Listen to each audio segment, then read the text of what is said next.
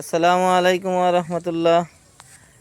তাইবা এবং তাহমিদ তারা আজকে মাঠ দর্শনে এসেছে একটা সবজি খেতে, যেখানে সবজি চাষ করতাম একটা সময়, কিন্তু এখন সময়ের অভাবে সব কিছু মিলিয়ে এখন আর আশা হয়ে ওঠে না। সেখানে ঘাস জমে গেছে, তো ওরা আজকে মাঠে বেড়াতে এসেছে, দেখতে এসেছে।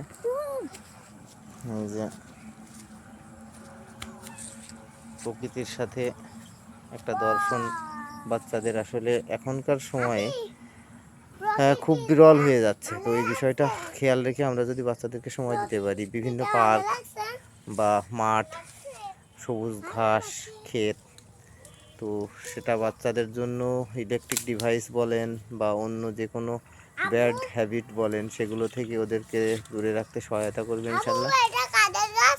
আমাদের বাবা। তো সবাই ভালো থাকবেন, সুস্থ থাকবেন, বাচ্চাদের প্রতি মনোযোগী হবেন।